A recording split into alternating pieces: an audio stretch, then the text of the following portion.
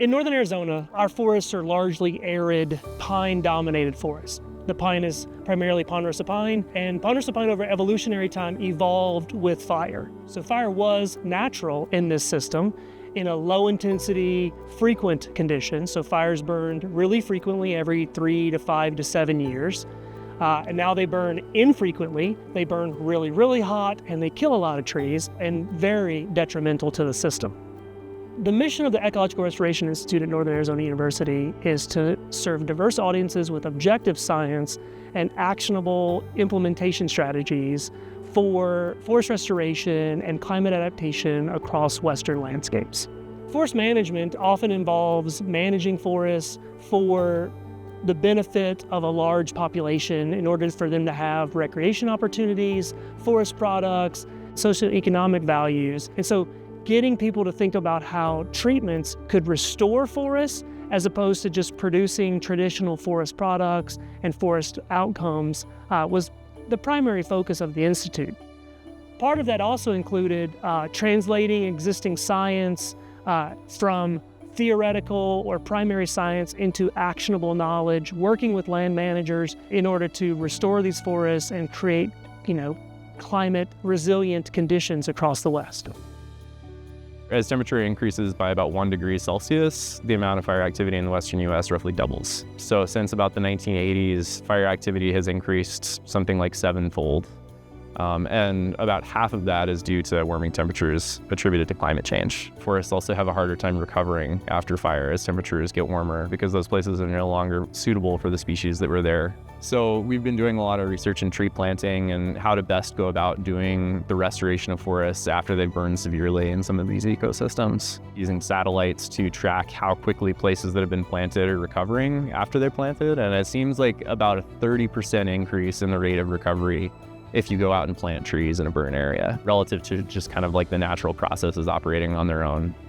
Incorporating biochar can help immensely in forest restoration. It can help restore a degraded or contaminated soil. It can work with the soil microbes and create a condition very good for the plant growth.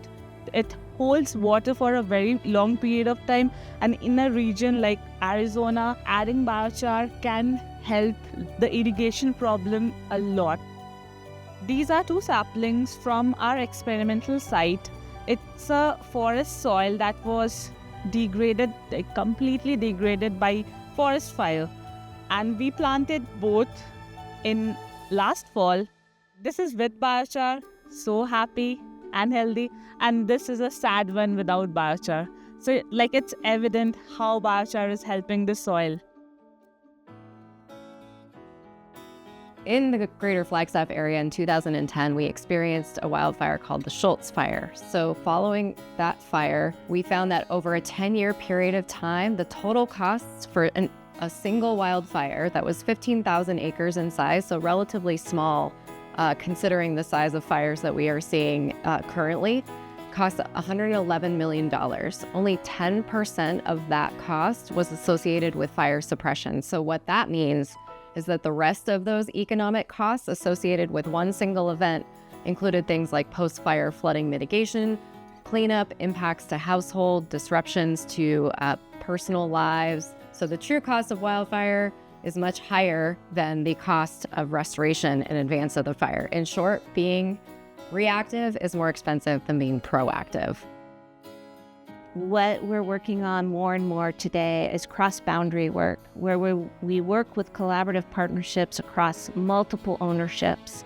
We have federal landscapes, state-owned landscapes, county-owned landscapes, privately owned. A lot of this work was focused on wildfires and threats to our communities.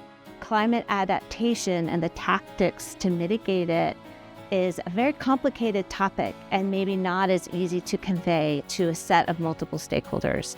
We're examining those questions in our ecological realm as well to provide the answers and again try to bring people together for some solutions for climate adaptation in these fire-adapted forests.